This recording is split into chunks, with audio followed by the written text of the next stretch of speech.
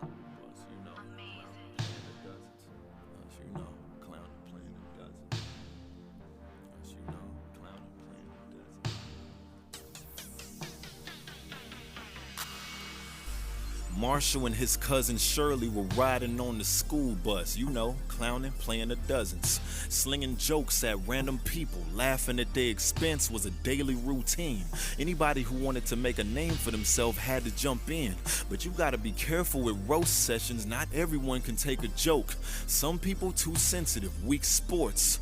Shirley was pregnant with her first daughter around that time. She named her Te-Re JaQueen Moore. Shirley roasted a sore loser who couldn't handle a loss to a female, so he blatantly punched her stomach. She couldn't breathe or scream help. Luckily, Marshall witnessed the whole thing unfolding. He went to fighting him in a snap. Problem was Bully Boy's size was a big advantage. Marshall almost lost. Terry's dad found out and got so hostile that the Bully Boy skipped town. That's one path he was not gonna cross. That innocent little girl died within a few hours after birth, but she plays a crucial part in the final verse. Friday, March 10th, 1989, 11:37 p.m. Friday, March 10th, 1989, 11:37 p.m. Friday, March 10th, 1989, 11:37 p.m. Friday, March 10th, 1989, 11:37 p.m. Many years and 3 broken hearts later, Marshall found himself running from his own inner demons. All of his secrets from his past slowly tore him to pieces. Corrosion building into his conscience. He left 3 different women alone with illegitimate daughters. Any given time, he could be sitting at home and reminiscing would haunt him. Flashbacks of losing his mama at a young age. Memories of his younger sister being brutally killed in her own kitchen by a jealous ex-boyfriend. So much pain, you can't imagine his frustration and the amount of resilience that it must take just to get through one day. But he knows he ain't a saint. Some things you just can't escape. Along with foolish decisions, we all make mistakes. He just wanted a fresh start, so he hopped in his dad's car and sped off to a small town called Odessa, Texas. He walked inside a grocery store and saw a woman who immediately sparked his interest. He never knew that one mysterious person's life depended on his next decision. If he would have just...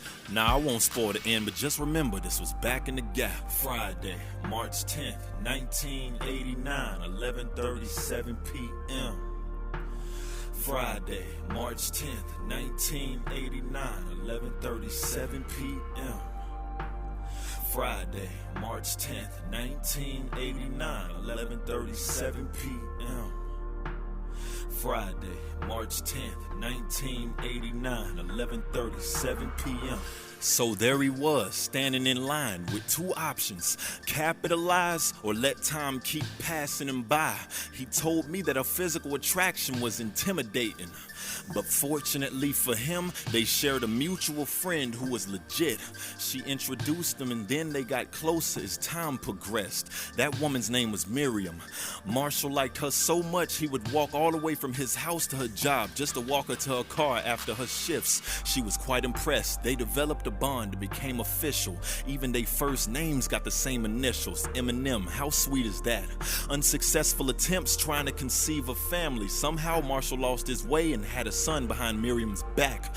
He sadly confessed it. The whole room was rattling with tension. Not long after that, he was begging, asking the heavens to grant him a second chance with his wife, to count each of his blessings and help him overcome her foul treatment. Rejection wasn't easy, but when she finally found the courage to forgive him, the doctor announced she has been pregnant.